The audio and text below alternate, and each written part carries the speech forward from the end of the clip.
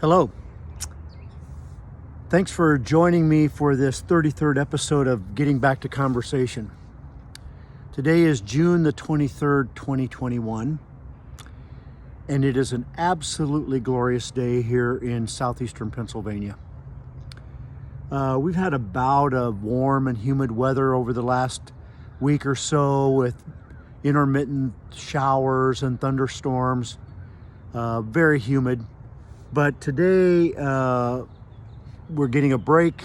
It's 73 for a high today. The humidity is down. The sun is shining. It's beautiful. I apologize if this sounds like weather gloating. I know that some of my friends in Arizona, my family, are dealing with drought and increased fire danger. As a matter of fact, I think right now there are several wildfires in Arizona. My thoughts and prayers are with you, and hopefully you folks will get some rain and things will be so dry, but that fire danger will be diminished. So enough about the weather. You know what they say, everybody talks about the weather, but nobody does anything about it. I want to talk today about something that you and I can do something about.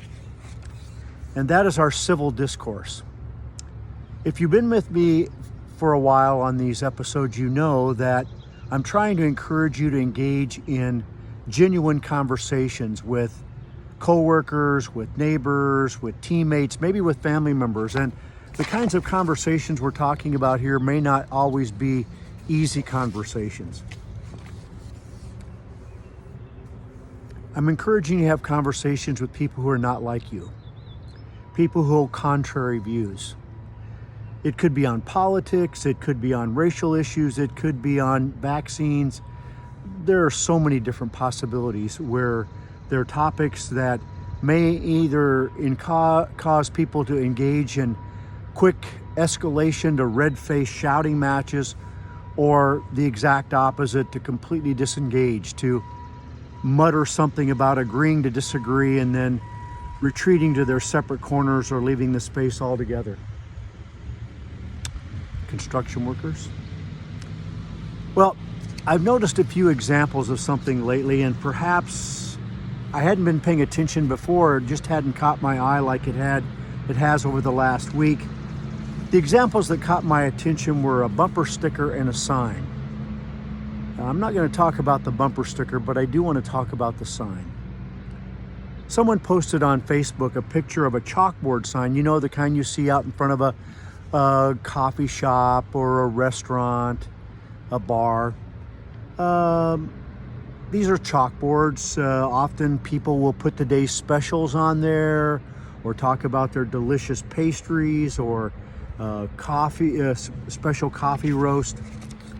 And usually what these signs are is an invitation. Come in and try our delicious pastries, our special roast coffee, soup or salad that we're having today. But the sign that I saw on Facebook this past week was not particularly inviting. As a matter of fact, to a certain kind of people, the sign was basically saying, "You're not welcome here." The sign read, "Please do not enter if you have symptoms." Now notice the word symptoms of COVID-19, a certain strain of an ism, and a certain variety of a phobia.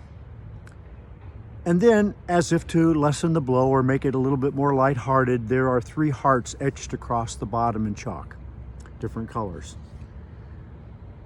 Let's play with this sign for a moment, shall we?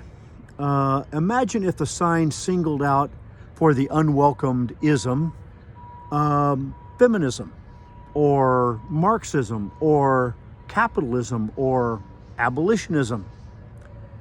And what about the phobia? Imagine that you would not be welcome if you had Islamophobia or a fear of Muslims, a theophobia or a fear of atheists, fatophobia, fear of people with bigger bodies, Christophobia, fear of all things Christian. I'll let you create your own sign. Some could be downright comical, others anything but a laughing matter. But here's my point. I assume that the creators of this chalkboard sign were trying to do was create a rather homogeneous safe space where only like-minded individuals would come in. Now, this is a problem in and of itself, to my way of thinking. But what happens if you're walking down the sidewalk and you encounter this sign and you do not exhibit symptoms of 2 of the 3 diseases mentioned? Are you welcome or not?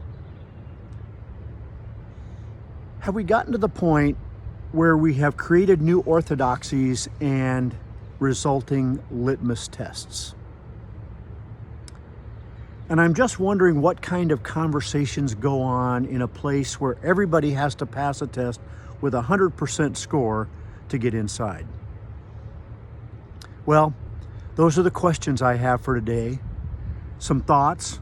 I'd love to hear your thoughts and your comments and your questions. So please share in the comments. I'd like to hear your thoughts. Like it or dislike it. Share with others if you think this is something worth thinking about.